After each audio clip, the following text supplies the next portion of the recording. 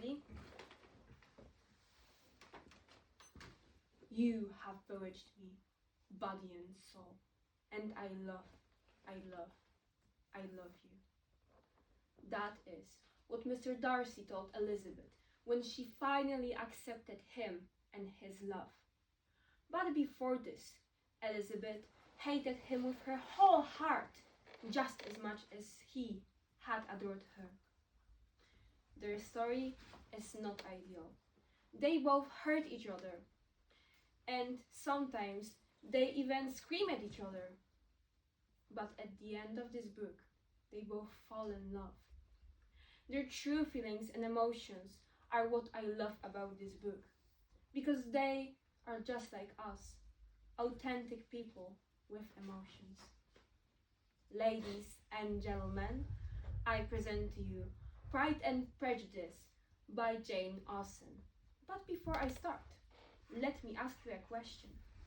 If you were in Elizabeth's place, would you open the door?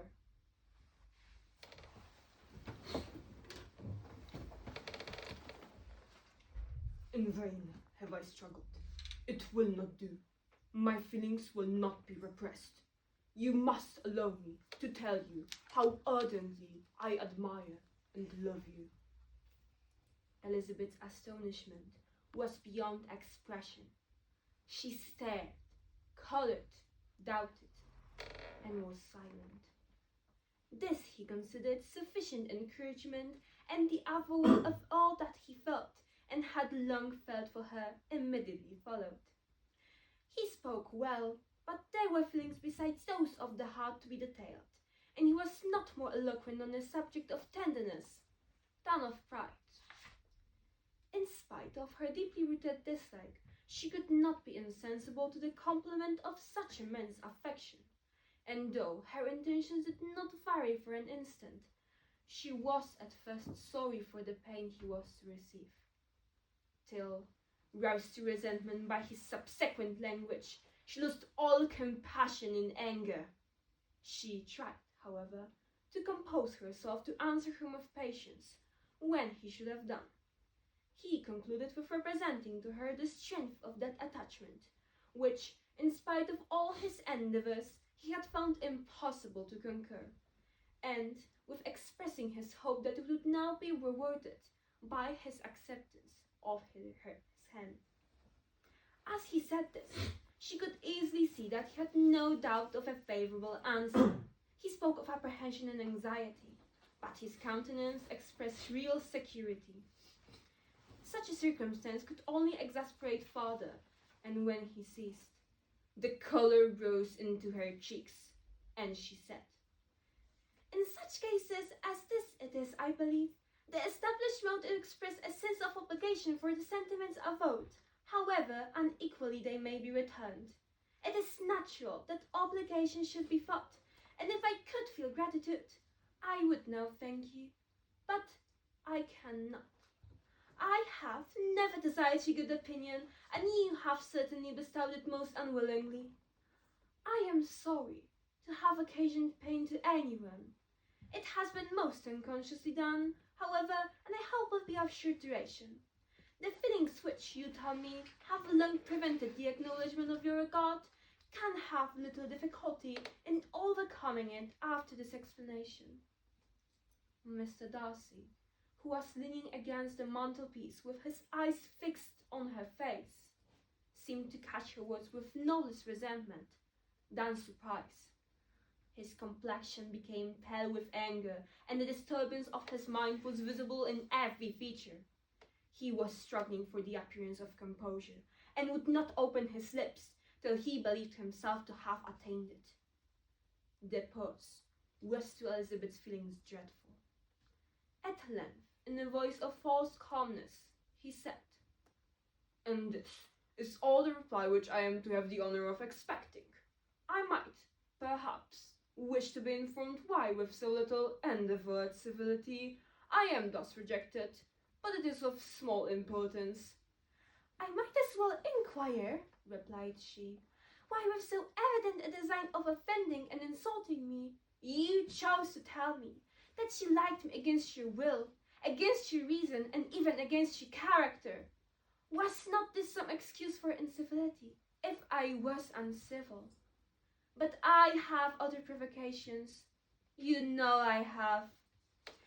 Had not my own feelings decided against you, had they been indifferent or had they even been favorable, do you think that any consideration would tempt me to accept the man who has been the means of ruining, perhaps forever, the happiness of a most beloved sister? As she pronounced these words, Mr. Darcy changed colour, but the emotion was short, and he listened without attempting to interrupt her, while she continued. I have every reason in the world to think ill of you. No motive can excuse the unjust and ungenerous part you acted there. You dare not, you cannot deny that you have been the principal, if not the only means of dividing them from each other, and involving them both in misery of the acutest kind. She paused, and saw with no slight indignation that he was listening with an air which proved him wholly unmoved by any feeling of remorse. He even looked at her with a smile of affected incredulity. Can you deny that you have done it? She repeated. With some tranquillity, he then replied, I have no wish of denying that I did everything in my power to separate my friend from your sister, or that I rejoice in my success. Towards him, I have been kinder than towards myself. Elizabeth disdained the appearance of noticing this civil reflection, but its meaning did not escape, nor was it likely to conciliate her. But it is not merely this affair, she continued, on which my dislike is founded. Long before it had taken place, my opinion of you was decided. Your character was unfolded in the recital which I received many months ago from Mr. Wickham. On this subject, what can you have to say? In what imaginary act of friendship can you here defend yourself? Or under what misrepresentation can you here impose upon others? You take an eager interest in that gentleman's concerns, said Darcy in a less tranquil tone and with a heightened colour. Who that knows what his misfortunes have been can help feeling an interest in him? His misfortunes, repeated Darcy contemptuously. Yes, his misfortunes have been great indeed. And of your infliction, cried Elizabeth with energy. You have reduced him to his present state of poverty, comparative poverty. You have withheld the advantages which you must know to have been designed for him. You have deprived the best years of his life of that independence which was no less his due than his desert. You have done all this, and yet you can treat the mention of his misfortunes with contempt and ridicule. And this, cried Darcy as he walked with quick steps across the room, is your opinion of me. This is the estimation which you hold me. I thank you for explaining it so fully. My thoughts, according to this calculation, are heavy indeed. But perhaps, added he, stopping in his walk and turning towards her, these offences might have been overlooked, had not your pride been hurt by my honest confession of the scruples that had long prevented my forming any serious design. These bitter accusations might have been suppressed, had I, with greater policy, concealed my struggles, and flattered you into the belief of my being impelled by unqualified, unalloyed inclination, by reason, by reflection, by everything. But disguise of every sort is my abhorrence, nor am I ashamed of the feelings I related. They were all natural and just. Could you expect me to rejoice the inferiority of your connections, to congratulate myself on the hope of relations whose condition in life is so decidedly beneath my own?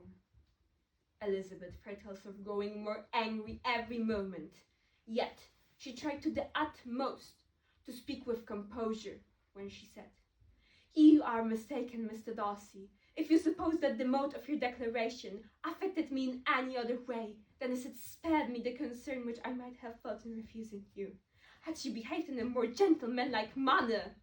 She saw him start at this, but he said nothing, and she continued, You could not have made me the offer of your hand in any possible way that would have tempted me to accept it. Again, his astonishment was obvious, and he looked at her with an expression of mingled incredulity and mortification. She went on. From the very beginning, from the first moment, I may almost say, of my acquaintance with you, your manners, impressing me with the fullest belief of your arrogance, your conceit, and your selfish disdain of the feelings of others, were such as to form the groundwork of this approbation, on which I had not known you a month before. I felt that you were the last man in the world whom I could ever be prevailed on to marry. You have said quite enough, madame. I perfectly comprehend your feelings, and have not only to be ashamed of what my own have been. Forgive me for having taken up so much of your time, and accept my best wishes for your happiness and health. And with these words, he hastily left the room, and Elizabeth heard him the next moment open the front door and quit the house. The tumult of her mind was now painfully great.